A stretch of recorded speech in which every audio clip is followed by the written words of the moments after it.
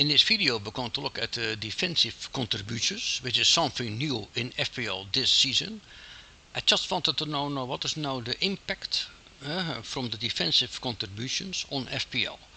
Who is the king of the defensive contributions? Who made the most defensive contributions? But also, of course, in relation to the price. Now, what you see now, I made a list of it, that it's quite clear that Van Dijk made the most defensive contributions, 44. Senesi 43, and so on, and so on, and so on. Important to know is, to get 2 points for defensive contributions in a game, you need to make at least 10 defensive contributions. If you look at Senesi, he had almost a perfect 15, 14, 14, which means he gets 6 points from defensive contributions already. In every match he had at least 10 defensive contributions. The same as Van den Berg from Brentford, 14, 12, 11, 37, but more importantly, in every match he had at least 10 defensive contributions, like Tarkowski. 3 players had 6 points from defensive contributions. But I think also very important is also the price. And I think it's quite astonishing that there are 2 players from 4.5, also 4.6, let's say 4.5, already has 6 points from defensive contributions. And if you look at relating to FPL, of course, they already have 6 points from defensive contributions in 3 matches. Maybe in a whole season they get to 40 points from defensive contributions. And I think that's the same as 10 clean sheets. If you look at Senesi from Bournemouth already has 2 clean sheets, but Senesi already had 6 points from defensive contributions. Every reason to get him into your team. And that's exactly the reason why the price went from 4.5 to 4.6. Now Van den Berg 4.5, the same story.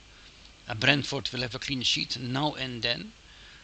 But you see, all those players are centre backs. I think that who have 4 or 6 defensive contributions, they are all centre backs because they do the most defensive contributions.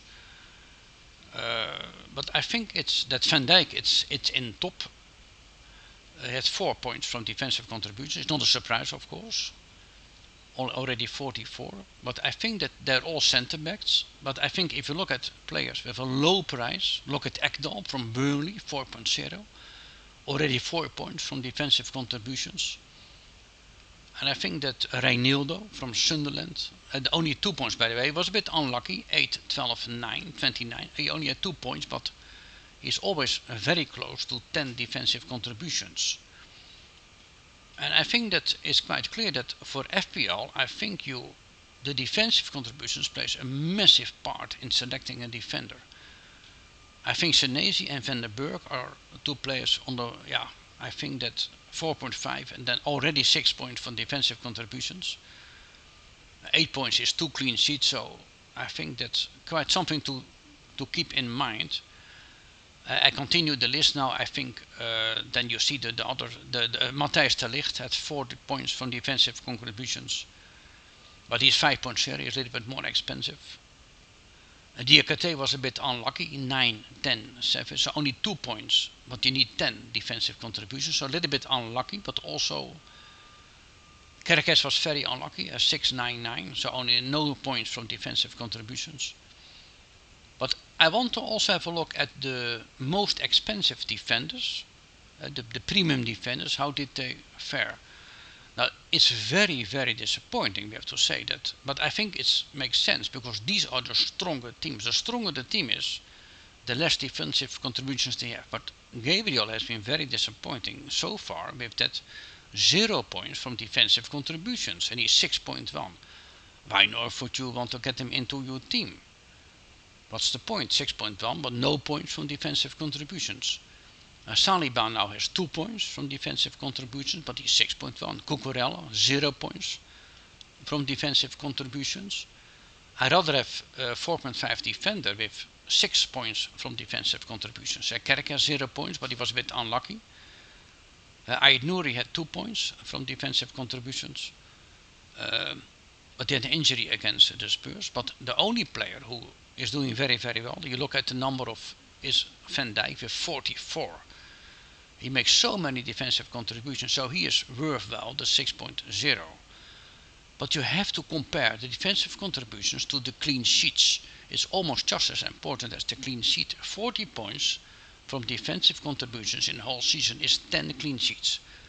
So keep that in mind. So if you look at the list again, then I think Senesi and Van der Burg, I think that Keane from Everton, of course, 4.5. Ekdal, they are defensive contributions monsters.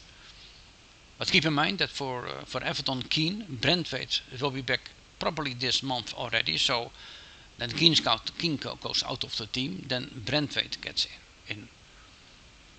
But it's a new thing in FPL, but it's very interesting. If you look at the midfielders, then midfielder is a bit more complicated because you need 12 defensive contributions to get 2 points. Now Caicedo is in top now, already at 4 points from defensive contributions, 12, 7 and even 23, that was amazing against Fulham. Bruno Fernandes already 4 points.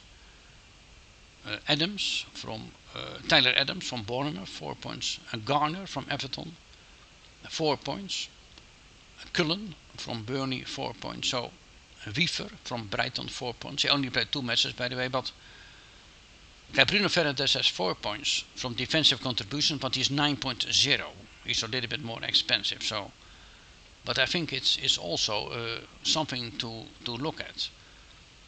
Cullen and Garner, they are very, very cheap, and they make a lot of defensive action. Caicedo is the king, 5.5. I think he could be a very, very good pick. Already 4 points from defensive contributions, and they have a clean sheet. You get an extra point.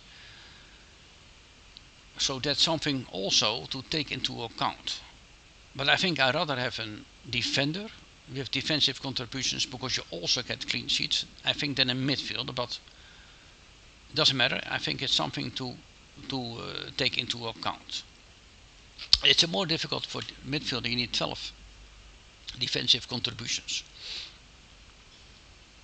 So, but I think if you look at the FPL, it's a bit early days, of course. We're only after 3 game weeks, but I will update the list, I think, next month. But this is something really to take into account, the defensive contributions. So that was the end of the video. We talked about the impact of defensive contributions for defenders and midfielders.